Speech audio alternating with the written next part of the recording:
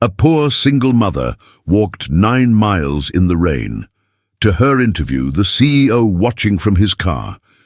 The rain came down like the sky had finally given up holding it. It was 4 o'clock in the morning when Adaeze Okonkwo stepped out of her one-room rental at the edge of Cedar Hollow, a quiet town tucked between grey hills in northern Ohio. The storm had been pounding the tin roof all night, and now it was waiting for her at the door, cold and patient and mean. She pulled her thin coat tight and looked back once. Inside, on a narrow mattress, her daughter slept. Little Ngozi, 6 years old, with a cough that wouldn't quit and a fever that came every few nights like an unwelcome guest. The medicine sat on the windowsill in a small orange bottle, and there were only 3 doses left. 3. Adaeze had counted them twice. "I'll be back before you wake, my love," she whispered, though the child couldn't hear her. "Mama's going to fix everything today." Then she closed the door softly and stepped into the rain. The bus didn't run that early, and even if it had, Adaeze didn't have the fare. She had counted the coins in her jar the night before, $2.40. Not enough for the bus, not enough for much of anything, so she would walk 9 miles. The interview was at 9 o'clock sharp at the Halloran Tower downtown, the tallest building in the county, all glass and steel and money, a cleaning position, night shift. It didn't pay much, but it paid steady, and steady was a word Adaeze had been hungry for since her husband passed 2 winters ago, and left her with nothing but a child, a debt, and a name in a town that had never really wanted them. She started walking. The road out of Cedar Hollow was unpaved for the first mile, and the rain had turned it to a river of mud that sucked at her shoes with every step. Her only good shoes. Black flats, worn at the heel, polished the night before with a damp cloth so they'd look respectable. By the half-mile mark they were soaked through. By the first mile they were ruined. She kept walking. Headlights passed her now and then, throwing her shadow long across the puddles, and not one of them slowed. A truck splashed a wave of brown water across her legs and didn't even tap its brakes. Adaeze gasped at the cold, stumbled, caught herself. "It's all right," she told herself. Keep going for Ngozi." She thought about the folder in her bag, wrapped twice in a plastic grocery sack to keep it dry. Inside was everything she had. A resume she'd typed at the public library, a letter from her old church in the city, vouching for her character. A photograph of Ngozi she carried everywhere, though she'd never admit she needed it more than the child did.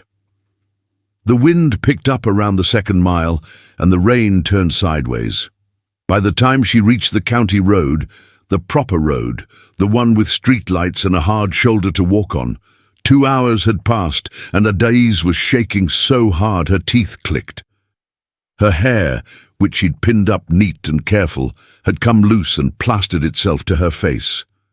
Her green eyes, the eyes her mother had always called a gift from God, bright as river stones, stung with rainwater, and the salt of tears she didn't have time to cry. A car slowed beside her.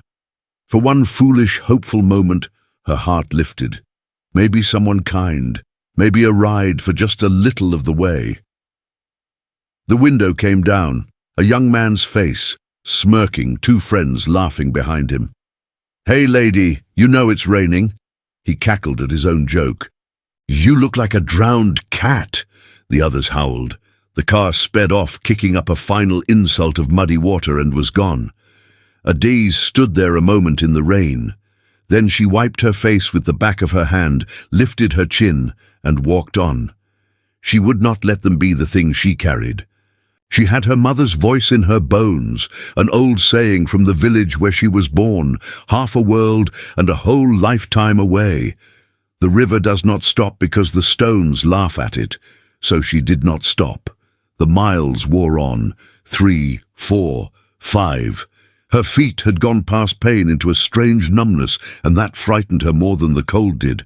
She passed shuttered shops and dark gas stations, the occasional diner glowing yellow and warm through fogged windows, full of people who would never know she existed, who would never imagine a woman walking 9 miles through a storm just for the chance, to scrub their floors at night. At the 6th mile she nearly fell. Her knee buckled on a slick patch of road, and she went down hard onto one hand, the gravel biting her palm. The plastic-wrapped folder skidded out of her bag and into a puddle, and for one terrible second, Adese thought the rain had won.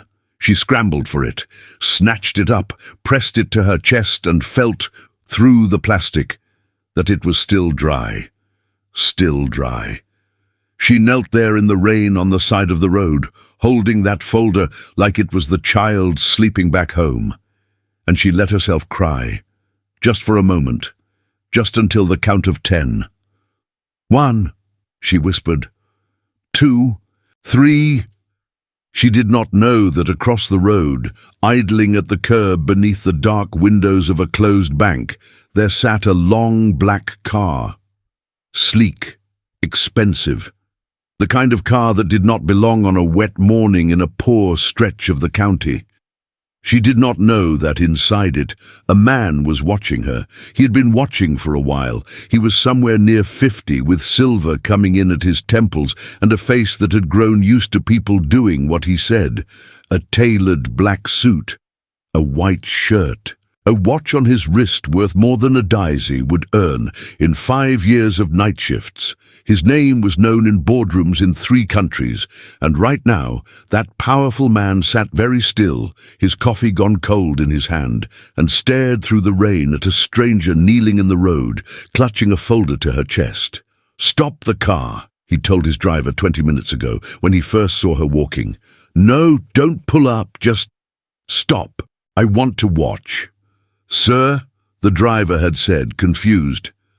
"That woman," his voice was quiet, "she's been walking since the county line. In this. Look at her."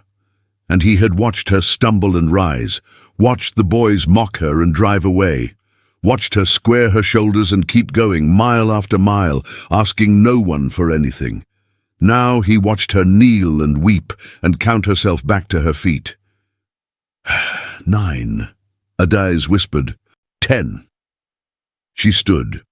She squared her shoulders, and she walked on toward the towers of the city, never once looking at the black car across the road, never once knowing that the most powerful man in Cedar Hollow had just leaned forward in his seat and said, in a voice his driver had never heard him use before, "Follow her." Slowly. "I'm not finished watching." The Halloran Tower rose out of the rain, like something from a dream Adese couldn't afford to have. 30 floors of glass, slick and silver under the storm, with a revolving door that turned slow and golden in the lobby light. People hurried in and out beneath wide black umbrellas, dry and unhurried, checking their watches, sipping their coffees. None of them looked twice at the woman dripping on the sidewalk. Adese stopped at the foot of the steps and looked up at the building, and for a moment her courage nearly failed her. It was 8:51. She had made it. 9 minutes to spare, after 9 miles. But she could see herself now, reflected in the dark glass of the doors, soaked to the bone, mud to her knees, hair undone, her one good blouse clinging and grey with rain. She looked nothing like the woman she'd hoped to be this morning. "It's all right," she breathed. "You're here, you came. That's the hard part." It was not, as it turned out, the hard part. She pushed through the revolving door and into the warm, bright lobby, and instantly the eyes found her. A businessman stepped back from her as though she carried something he might catch. A woman in heels wrinkled her nose. Behind a long marble desk, a security guard rose halfway out of his seat, frowning. "Ma'am." He came around the desk fast.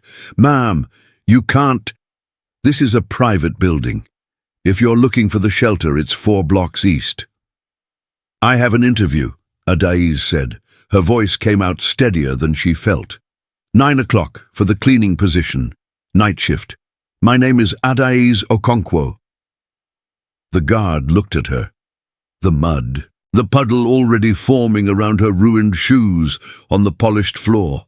You're here for an interview, he said slowly, like the word was a joke he hadn't been let in on. Yes, sir. A second voice cut across the lobby, sharp, clipped, irritated. What is going on here? A woman was striding toward them, tall, narrow, in a charcoal suit that fit like it had been sewn on her that morning. Her name was Brielle Vanterpool, and she was the building's facilities manager, the one who would decide whether Adais got the job. She took one look at Adais and stopped 6 feet away, her face folding into open disgust. Absolutely not, Brielle said. No, you're dripping all over my lobby. Do you have any idea what this floor costs to maintain? I'm so sorry, Adais said. I walked. The rain, I didn't have a way to... You walked. Brielle said it the way you'd say you stole. Look at you. Look at this. She gestured at the spreading puddle. I have an interview at 9 for a serious candidate, and instead I get this.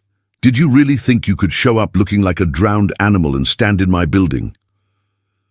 The lobby had gone quiet.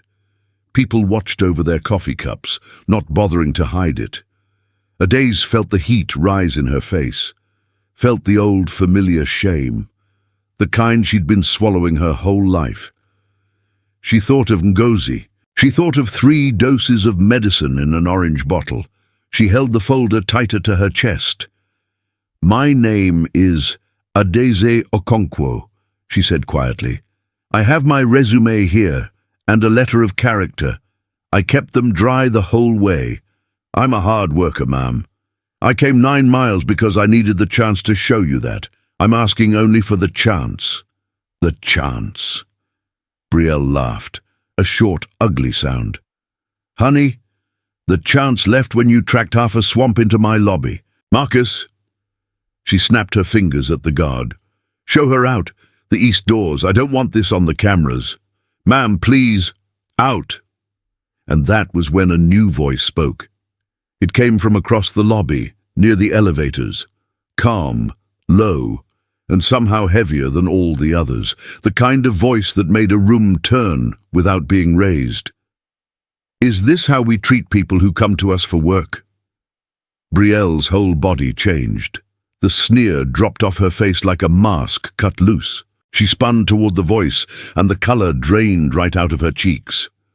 Mr. Caldwell, she said, I didn't know you were... I thought you were out of the country until... Clearly, the man said. He walked toward them, unhurried, and Adais turned to look at him. He was somewhere near 50, silver at his temples, in a black suit that was dry and perfect and quietly worth a fortune. There was something in his face she couldn't place, a stillness, an attention, like he already knew her. And though Adais had no way of knowing it, no way at all, she had in fact seen this man once already that morning. She just hadn't known it.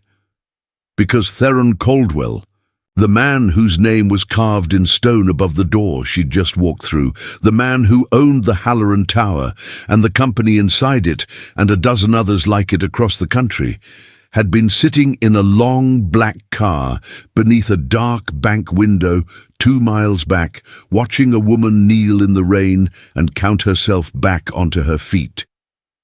This woman has an interview, Theron said. It was not a question. Brielle swallowed. She does. But, sir, look at the state of... I'm looking. His eyes had not left Adais. I'm looking at someone who walked through a storm that kept half my staff home this morning. I'm looking at someone who's still standing. He paused. What's your name? Adais, sir. Adais Okonkwo. Adais. He said it carefully, correctly, the way no one in this town ever did. Adais, I'd like you to come up, get warm, have something hot to drink, and then we'll talk about the position. Brielle made a small, strangled sound. Sir, I really must advise. We have standards, and she's... Theron turned to her then, and his voice did not rise, but it went cold as the rain outside. Brielle. In the last 5 minutes, I have watched you try 3 times to throw a soaking, exhausted woman back out into a storm without so much as asking her name." He let that sit. "I think we have very different ideas about what our standards are. We'll be discussing yours later, privately." The silence in the lobby was total. He turned back to a daze, and something in his hard face softened, just slightly, just at the eyes. "Come with me, Miss Okonkwo," he said gently. "You've come a long way, further than anyone here knows." And as a daze followed him toward the golden elevators, leaving Brielle white-faced and trembling behind her, she could not shake the strangest feeling. The feeling that this man, this stranger she had never met, was looking at her as though he had been waiting for her to arrive all morning. She had no idea how right she was. The elevator rose so smoothly, Adais barely felt it move. She stood pressed into the corner of the mirrored car, dripping onto the marble floor, painfully aware of every drop. In the polished walls, she saw herself 12 times over, small, soaked, out of place, and beside her, calm and dry, stood the man called Theron Caldwell, watching the numbers climb. "You're shivering," he said. "I'm all right, sir." "You're not." He pressed a button, and the elevator slowed at the 4th floor instead of climbing higher. The doors opened on a quiet hallway. "Come. There's a staff lounge here. Dry towels, hot tea, and no one to stare at you. I imagine you've had enough staring for one morning." Adais said nothing. She didn't trust her voice. He led her down a carpeted hall to a warm room with soft chairs and a kitchenette, and he did something then that she would remember for the rest of her life. This man, who owned the building, who could have snapped his fingers and had 12 people running, went to the cabinet himself, pulled out a stack of clean towels, and set them in her hands. "There's a coat on the hook by the door," he said. "It's mine. It's dry. Take it." He turned his back to give her privacy and busied himself filling a kettle. "The tea will be ready in a minute." Adais wrapped herself in the towels. The coat smelled of cedar and rain. When the warmth began to creep back into her hands, she felt the sting of tears again, and this time it wasn't from the cold. "Why are you doing this?" she asked quietly. "You don't know me." Theron set 2 cups down on the low table and sat across from her. For a moment he didn't answer. He looked at her the way a man looks at something he's still trying to understand. "Can I tell you something, Ms. Okonkwo? And you'll forgive me if it sounds strange. Of course. I saw you this morning."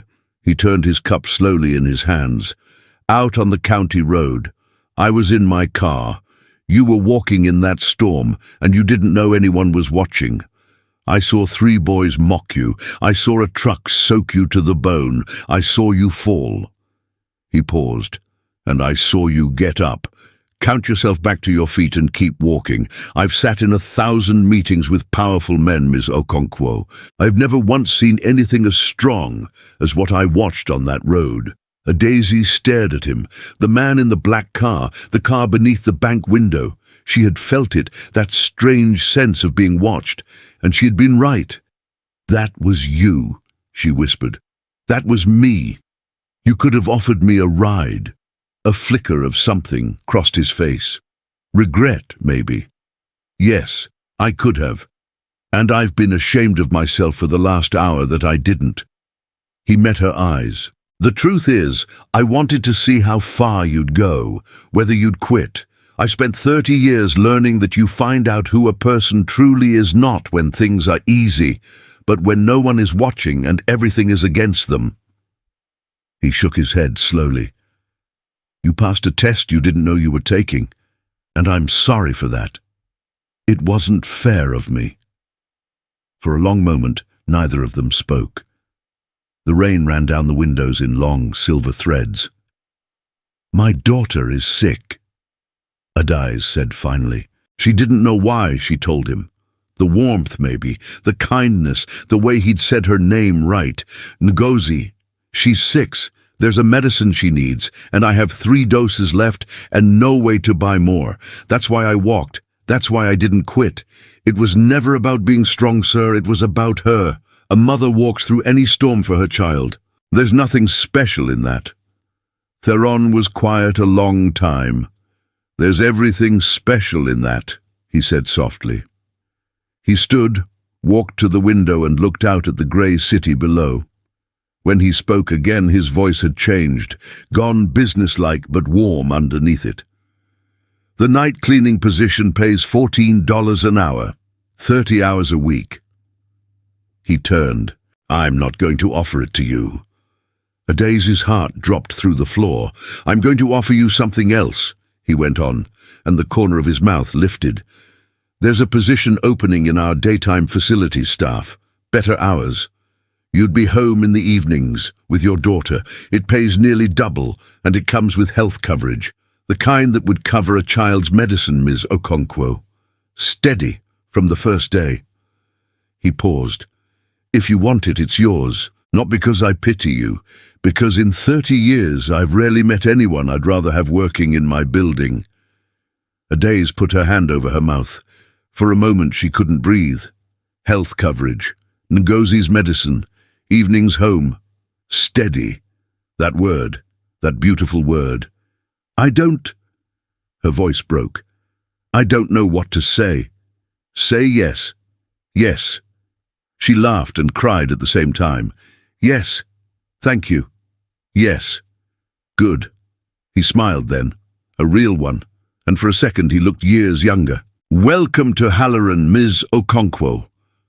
What neither of them saw, what neither of them could have seen, was the figure standing just outside the lounge door, in the shadow of the hallway. Brielle Vanterpool had followed them up. She had heard every word. The daytime position, the doubled pay, the health coverage. The way Theron Caldwell, who had never once remembered her name without checking a list, had looked at this drowned nobody off the street like she was something rare.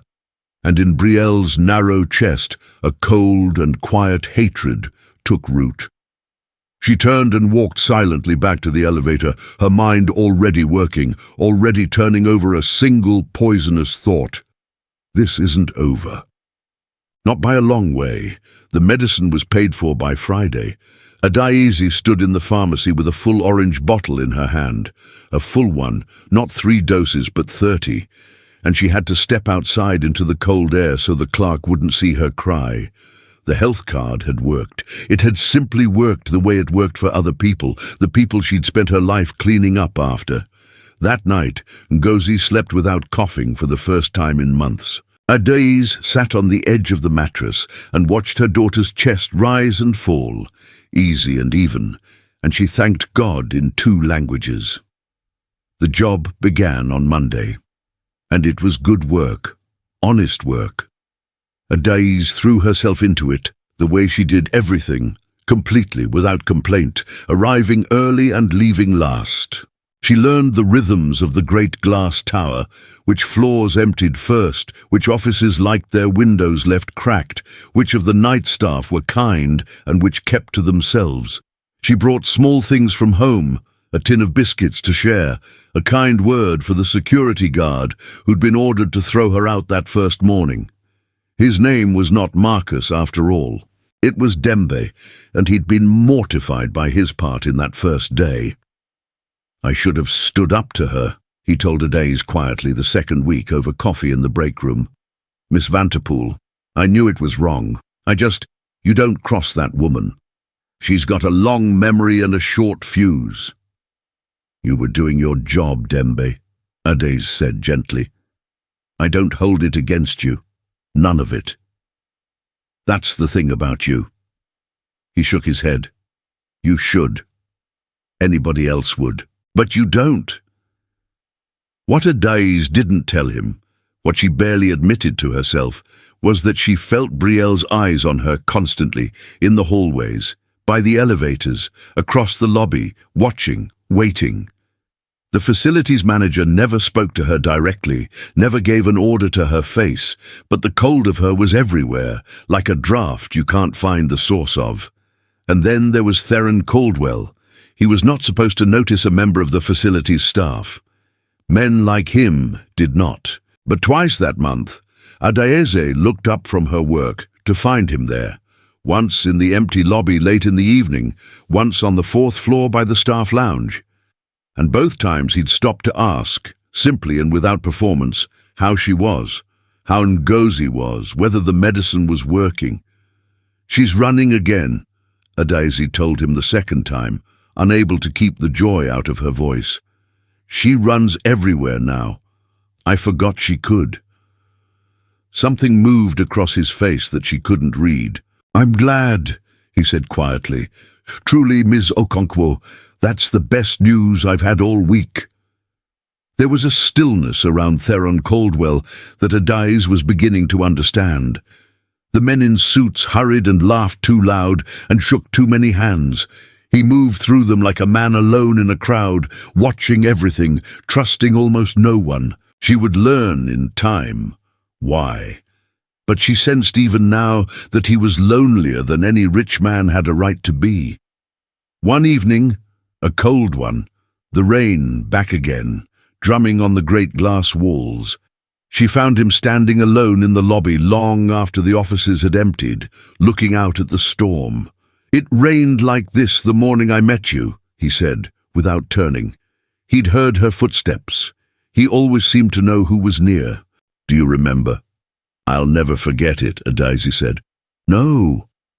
A pause. "Neither will I." She came to stand a little way off, the two of them watching the rain. "May I ask you something, sir?" "You may." "Why were you out on that road so early? A man like you, in a storm like that?" She hesitated. "You never said where you were going." For a long moment he didn't answer.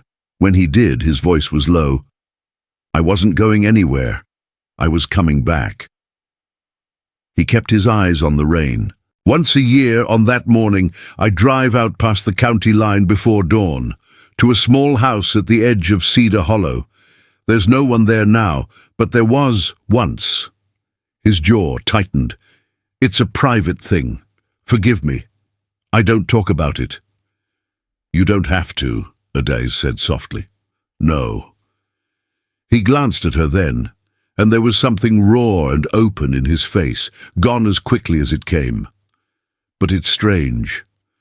I haven't wanted to talk about it to anyone in 15 years. And here I am, half tempted to tell a woman I've known 3 weeks.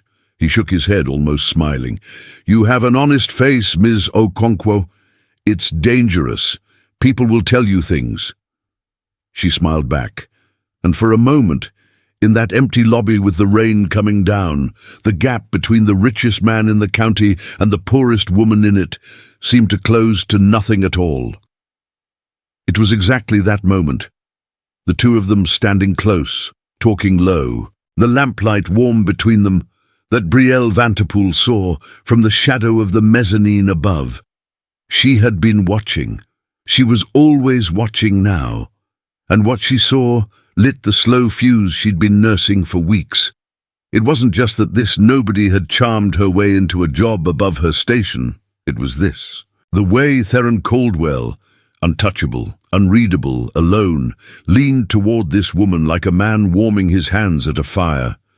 Brielle's fingers tightened on the railing.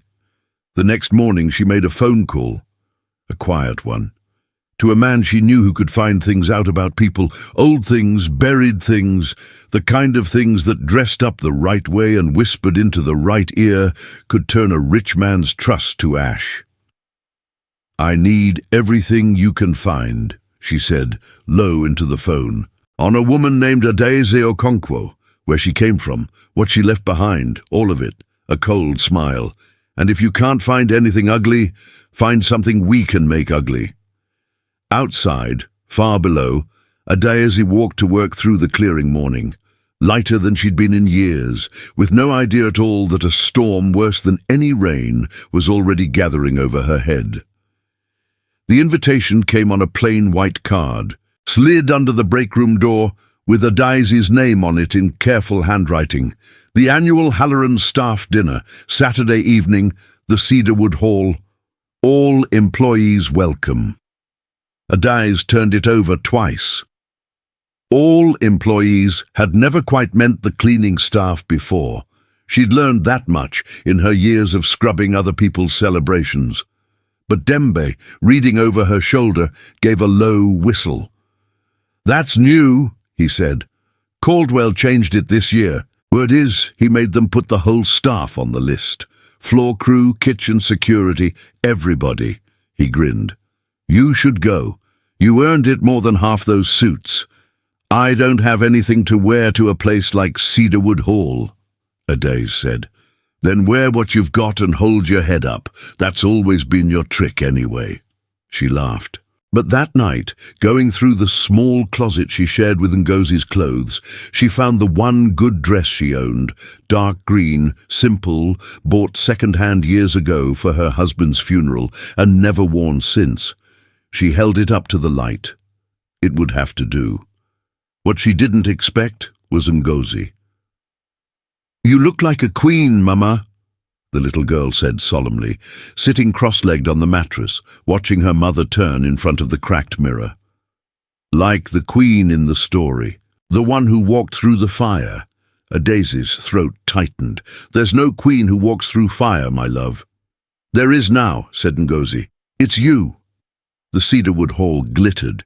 Adais had cleaned places like it, but never stood in one as a guest, and for the first hour she kept close to the wall, near Dembe and the kitchen staff, more comfortable with the people who served than the people who were served. The suits drifted in their own currents across the room, laughing, glasses in hand.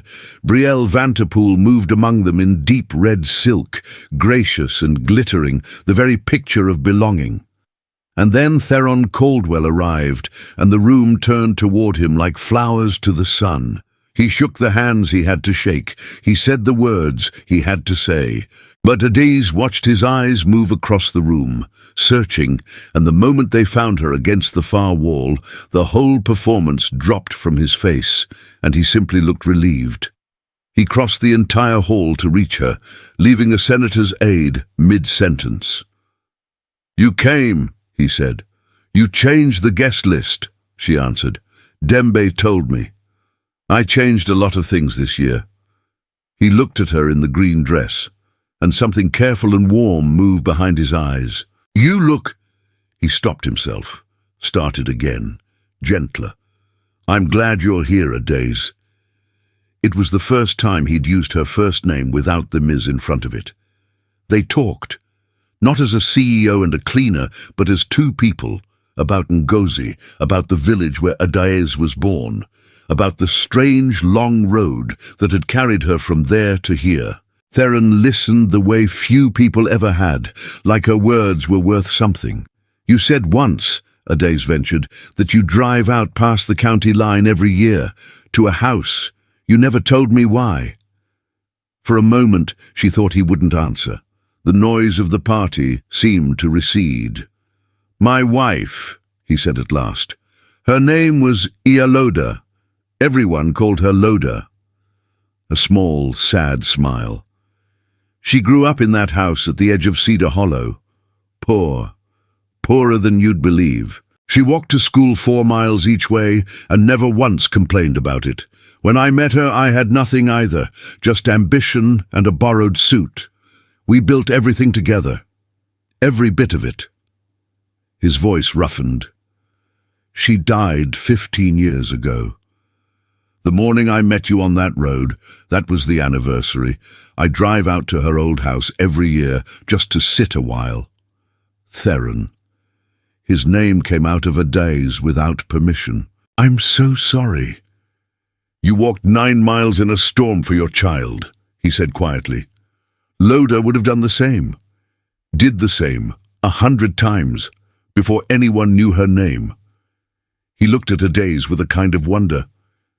"When I saw you on that road, for one moment I thought I was seeing her, 15 years gone, and there she was, walking through the rain, refusing to fall."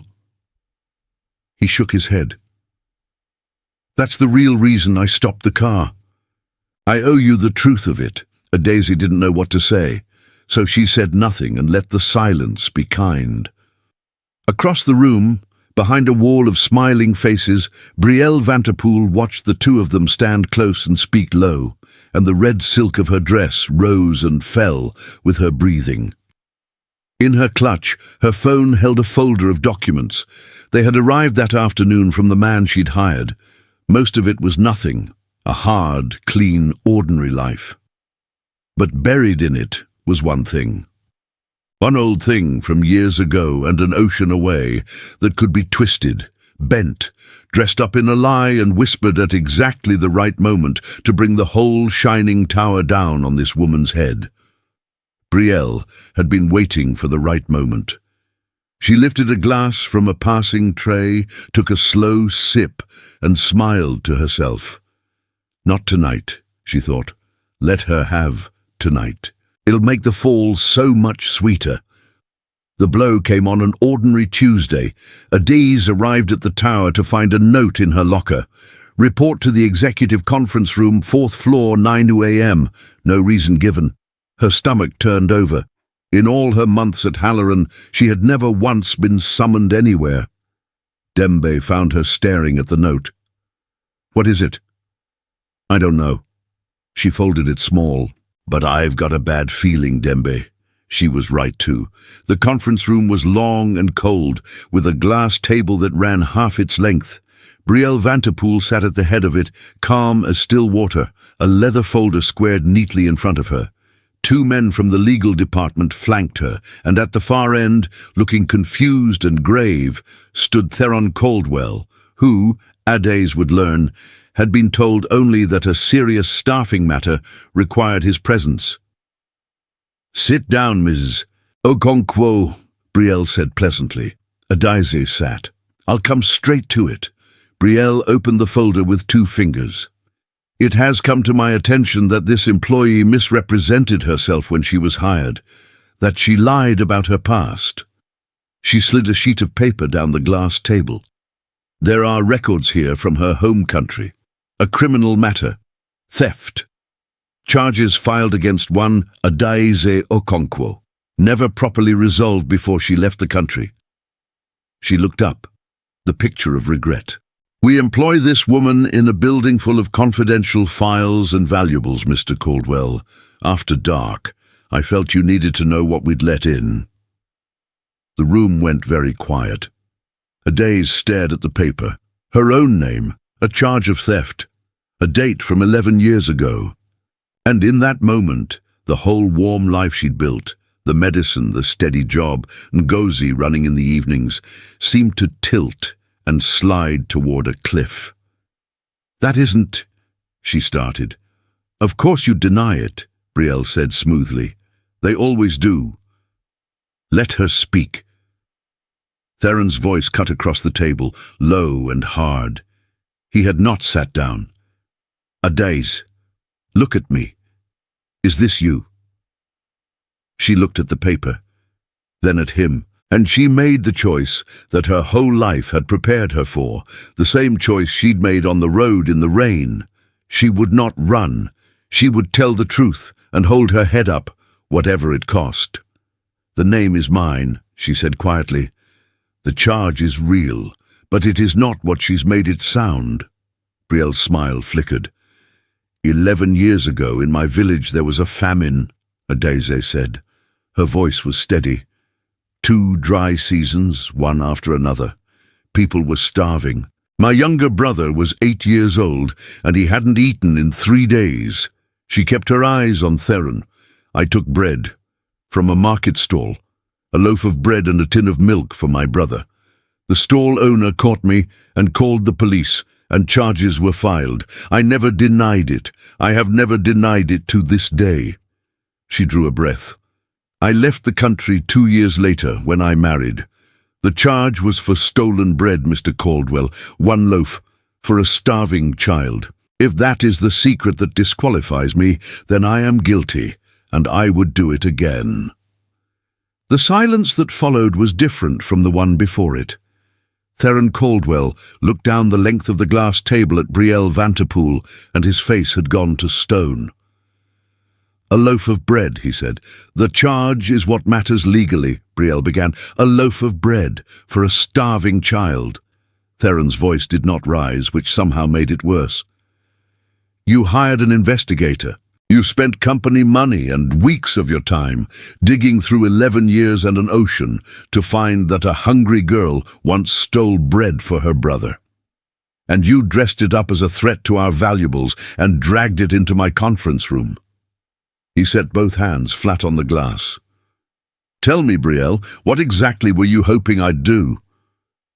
Brielle's composure cracked at the edges. "I was protecting the company. That's my job." Your job," Theron said softly, "is something we are going to discuss. At length. Starting now." He turned to the two lawyers. "Not her. Stay. We have a different matter to review, concerning misuse of company resources and the harassment of an employee." The lawyers exchanged a look and reached for their pens, but it was what Theron did next that Adaise would never forget. He came around the long table, past the lawyers, past the white-faced Brielle, and he stopped in front of Adaise and did something no employer of hers had ever done. He offered her his hand to help her up from the chair, the way you would for an honored guest. "Ms. Okonkwo," he said, loud enough for the whole room, "on behalf of this company, I apologize for what just happened in this room. It will not happen again." Then, quieter just for her, "Loda stole eggs once, from a neighbor. She was 9 and her mother was sick." A faint, fierce smile. "I told you. You and she are cut from the same cloth. Come on, you don't need to be in this room. You never did." He walked her to the door, and as it closed behind them, Brielle Vanterpool sat very still at the head of the long glass table, two lawyers turning their pages beside her, and understood that her trap had closed, but not on the woman she'd built it for. She had one move left, a desperate one, an ugly one, and in her fury she had already decided to use it. Brielle Vanterpool's last move was the cruelest one of all. If she could not destroy Adaise with the past, she would destroy her with the present. And so, 3 days after the conference room, she set her final trap. And this time she aimed it not at the woman's history, but at the one thing Adaise could never bear to lose. It began with a missing watch. It belonged to a member of the board, a gold timepiece, antique, worth more than Adaise made in a year. It vanished from a locked drawer in a 14th floor office on a night when, according to the building's logs, only the cleaning staff had access to that floor. And when security reviewed the keycard records, one card had entered that office at 11:40 p.m., Adaise's card. She was called in the next morning. This time, there were real police in the room, 2 officers, polite and unsmiling, and Brielle stood near the wall with her arms folded and a look of terrible, satisfied sorrow on her face. "I want to be clear," Brielle told the officers, "that I take no pleasure in this, but the records are the records, her card, her floor, her shift. And we already know," she added softly, "that this isn't the first time she's been accused of taking what isn't hers." The old charge. Dressed up again, this time with a witness, a watch, and a keycard log to wrap it in. Adaise sat in the chair and felt the floor falling away beneath her a second time. But it was worse now, far worse, because this time it wasn't only her job at stake. Theft from a board member, police, a record. If this stuck, she could be arrested. And if she were arrested, who would care for Ngozi? The thought of her daughter, alone, waiting at a window for a mother who didn't come home. It was the only thing in the world that could make Adaise's steady hands shake. "I didn't take it," she said. "I cleaned the 14th floor on Thursdays. Last night was Tuesday.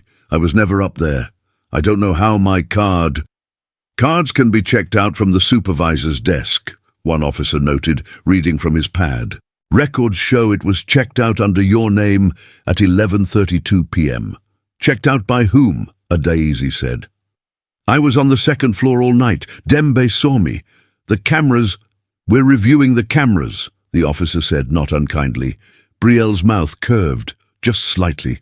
She had thought of the cameras. She had timed the theft for the 90-minute window when the 14th floor camera was down for its scheduled maintenance, a window only a facilities manager would know about.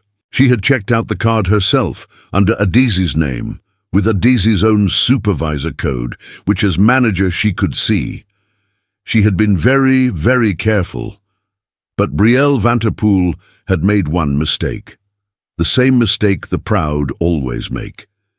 She had forgotten about the people beneath her notice, because Dembe, quiet, overlooked, the security guard nobody crossed and nobody thanked, had spent 11 years watching that lobby and its monitors. And he had noticed something months ago that he'd never mentioned to a soul.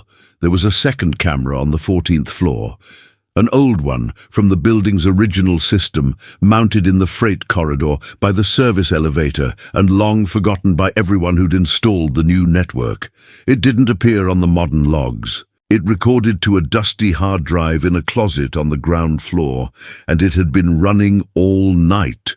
When the meeting broke without resolution, Adizi suspended, pending investigation, sent home white and trembling to a daughter who must not be allowed to see her fear, Dembe did not go home.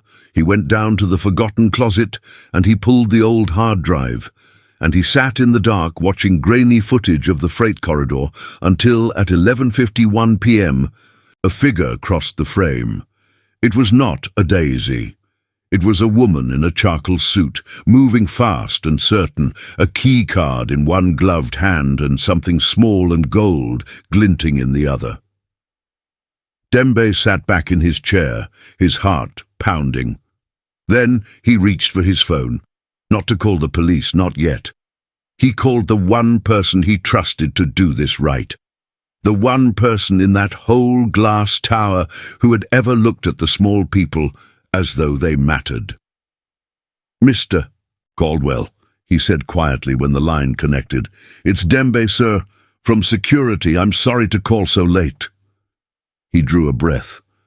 "But I think you need to come down here, tonight. There's something on an old camera that you're going to want to see with your own eyes.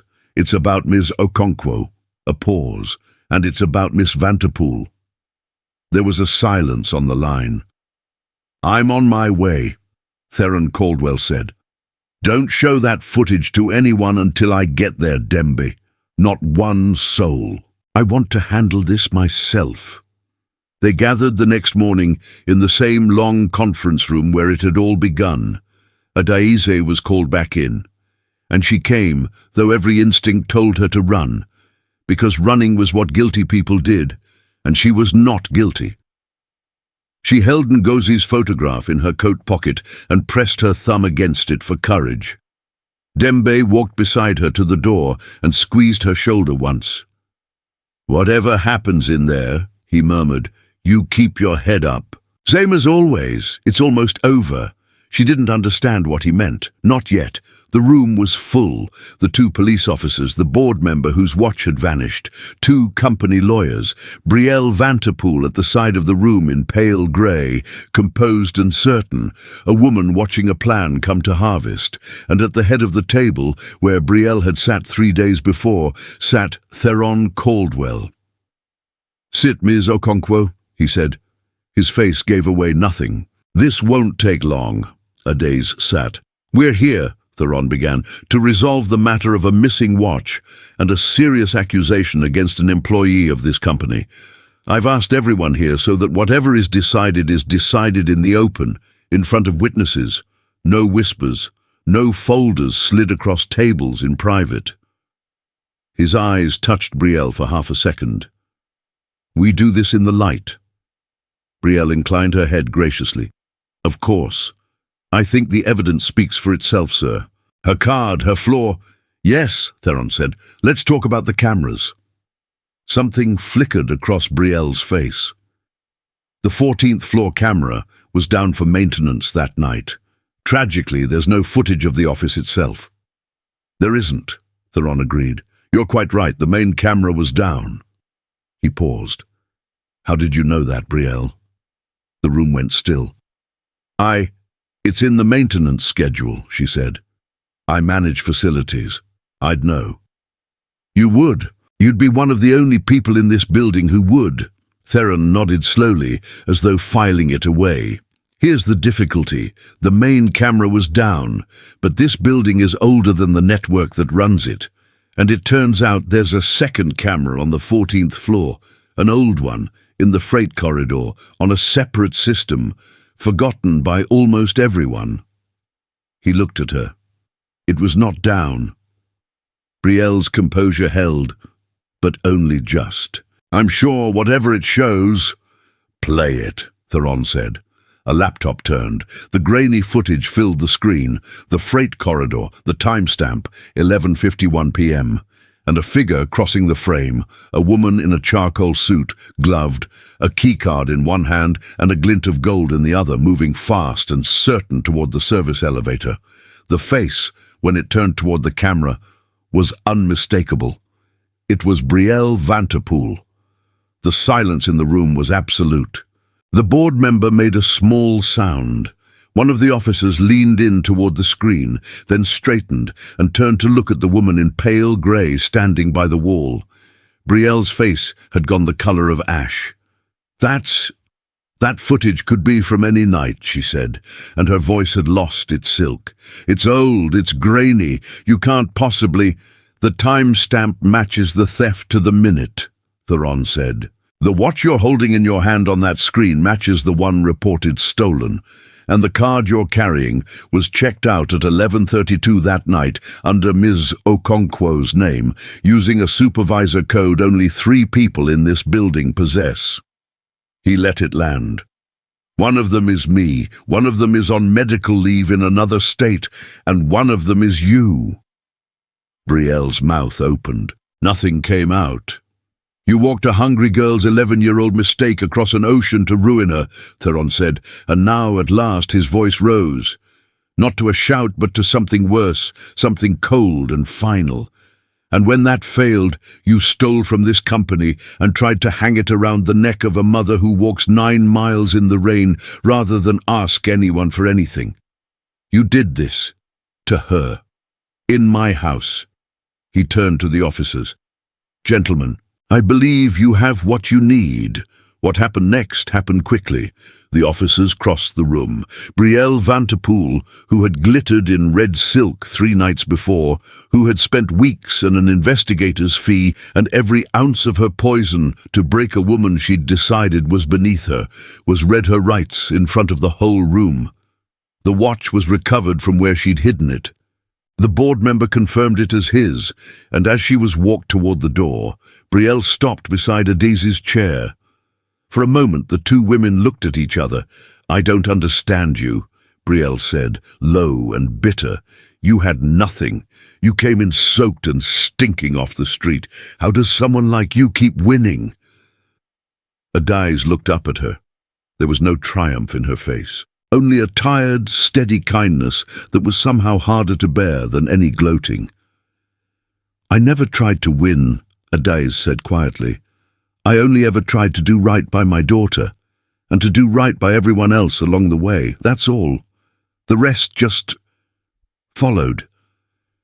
She held Brielle's gaze. It could have followed you too.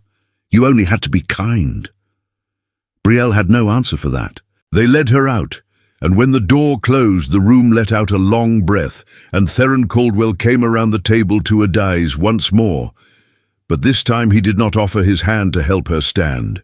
This time he crouched down beside her chair, so his eyes were level with hers, and there were no lawyers and no officers and no board between them, only a man and a woman, and the long, strange road that had brought them here.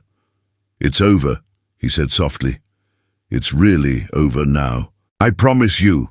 And Adaise, who had walked 9 miles in the rain and never once let herself fall apart, finally, safely, let the tears come. Spring came to Cedar Hollow, and the rains turned soft and kind. A great deal had changed in the months since the morning Brielle Vanterpool was led out of the Halloran Tower. The watch had been returned. The charges against Adaise had been dismissed before they were ever truly filed.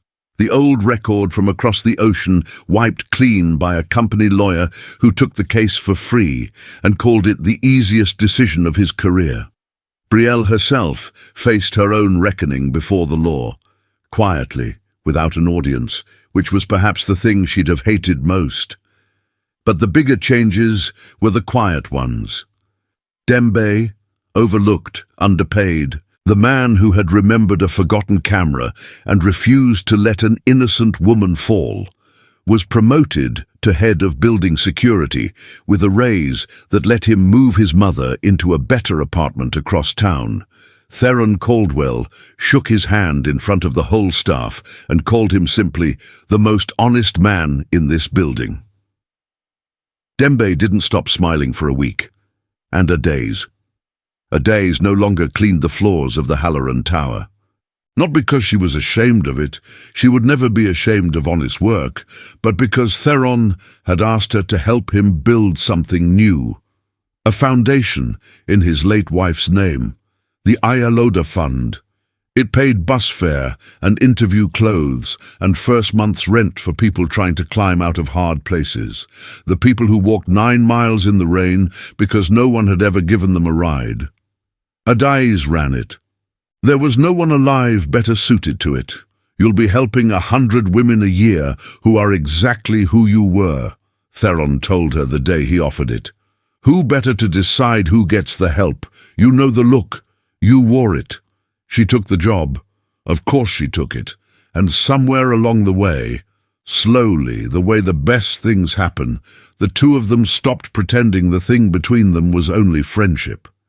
It was Ngozi who said it first, with the terrible honesty of a 7-year-old. "Mama," she announced one evening, watching Theron carry groceries up the stairs of their new home. "I think Mr. Theron is in love with you." Adais nearly dropped the pot she was holding. "Ngozi." "Well, he is." The little girl shrugged, entirely sure of herself. "He looks at you the way you look at me." She considered. "I think it's good. I like him. He taught me chess, and he doesn't cough." Pause. "Are you going to marry him?" As it turned out, yes, it was not a grand wedding, though Theron Caldwell could have bought any wedding in the world. It was small and warm, and held in the garden of the little house at the edge of Cedar Hollow, the house where a poor girl named Loda had once walked 4 miles to school and never complained, the house Theron had visited alone every year for 15 years. He didn't visit it alone anymore. "She'd have liked you," he told Adais, the morning of the wedding, standing in that garden. "Loda, she'd have liked you more than she liked me, probably. She always did root for the strong ones." His eyes were wet, and he wasn't ashamed of it. "Thank you for walking into my life out of that storm. I'd stopped believing anyone like you was still out there." "I almost didn't make it," Adais said softly. "That morning, there was a mile around the 6th where I nearly turned back. I was so tired, so cold. I thought, what's the point? People like me don't get the job anyway." "What kept you going?" She smiled and looked across the garden to where Ngozi was chasing a butterfly through the long grass, healthy and laughing, running everywhere the way she did now. "Her," Adais said simply. "It's always been her." They were married under an old tree as the afternoon light came down gold and clean. Dembe stood beside Theron. Ngozi carried the flowers and took the job very seriously. The staff of the Halloran Tower came, all of them. Kitchen, floor crew, security. The small, overlooked people Theron Caldwell had spent his whole life making sure had a seat at the table. And when it was done, when the vows were spoken and the small crowd cheered, Adais Okonkwo stood in the garden of a house built on hard work and quiet strength, holding her daughter's hand in one hand and her husband's in the other, and she thought of a saying her mother had given her, half a world and a whole lifetime away. The river does not stop because the stones laugh at it. She had not stopped. Not on the road in the rain, not in the cold conference room. Not when the world told her again and again that someone like her did not get to win. She had simply kept going, kindly, honestly, refusing to fall. And in the end, the river had carried her exactly where she was always meant to be. Far away, the spring rain began again, soft over the hills of Cedar Hollow. But there was no one out walking in it now who could not find their way home. And that, perhaps, was the whole point. A year is a long road, and a great deal can change along it. It was raining again the morning Adaze Caldwell drove out past the county line. Not walking this time, but at the wheel of a modest car that was entirely her own, the wipers ticking soft and steady against the glass. She knew the road by heart now, every bend of it. The unpaved stretch where her good shoes had drowned in the mud, the curb beneath the dark bank window where a stranger in a black car had once watched her kneel and rise. She didn't stop there anymore. She just slowed, every time, and remembered. Beside her in the passenger seat, Ngozi pressed her nose to the window, fogging it with her breath the way children do. "It rained on the day you met Theron," the girl said. It wasn't a question. She'd heard the story 100 times and asked for it 100 more. On this exact road. On this exact road. And he was watching you the whole time and you didn't even know. "I didn't know a thing," Adaze said, smiling. "I thought I was all alone in the world that morning. Turns out I wasn't. Turns out somebody was watching out for me." She glanced at her daughter. "Somebody usually is, my love, even when it doesn't feel like it." Especially then. They were driving out to the little house at the edge of Cedar Hollow, the one with the garden, the one where Loda had grown up poor and proud, the one where Adaze and Theron had married under the old tree. They'd kept it. They could have torn it down and built something grand, but Theron had only laughed at the idea. "Some houses," he'd said, "are worth more than the money you could make off the land." So they'd fixed the roof and painted the walls and left everything else exactly as it had always been. It had a new purpose now. On the first Saturday of every month, the little house opened its doors. Women came, and a few men, and more than a few children, people the Ialoda Fund had reached or was reaching or was about to. People who had walked their own 9 miles in their own hard rain. They came for a hot meal and dry chairs and someone who would say your name the right way and look at them like they mattered. Adaze had been wrong that first morning. About one thing. She'd thought there was nothing special about a mother walking through a storm for her child. She understood now that she'd been wrong. It was the most special thing in the world. It was just that no one had ever told her so. She told the women who came to the house. Every single one. The car crested the last hill, and the house came into view through the rain, windows already glowing gold, smoke curling from the chimney. And on the porch, waving, stood Theron Caldwell, no tailored suit today, just an old sweater and rolled-up sleeves, with Dembe beside him hauling a crate of food in from the truck and arguing happily about where it should go. Ngozi was out of the car before it fully stopped, running through the rain toward the porch, laughing, healthy, soaked and not caring in the least. Adaze sat behind the wheel a moment longer. She watched her daughter run. She watched her husband catch the girl up and swing her around. She watched the warm light spill out of a house that kindness had built, onto a road where she had once knelt alone in a storm and counted herself back to her feet. The river does not stop, because the stones laugh at it. Her mother's voice, half a world away, a whole lifetime ago. And yet here, somehow, in the rain on a hill in Ohio, that voice had been right all along. She'd kept going. That was all she had ever done. She had walked through the storm because there was a child on the other side of it who needed her. And somewhere in the walking, without ever meaning to, she had walked all the way home. Adaze stepped out into the rain. She didn't hurry. She let it fall on her, soft and clean and kind, the way it never had on that first terrible morning. Then she walked up the path toward the glowing house, toward the people she loved, toward the life that had been waiting for her on the far side of the longest 9 miles of her life. The door opened. The warmth reached out to meet her, and Daisy, who had once arrived soaked and mocked and turned away at a stranger's door, walked at last into a place where the door would never be closed against her again. The end. Thank you for staying with us, all the way to the end of the road. Remember her when your own rain comes? She kept walking. So can you. Kindness is never weakness, and no storm, no matter how cold, lasts forever. Until we meet again by the fire.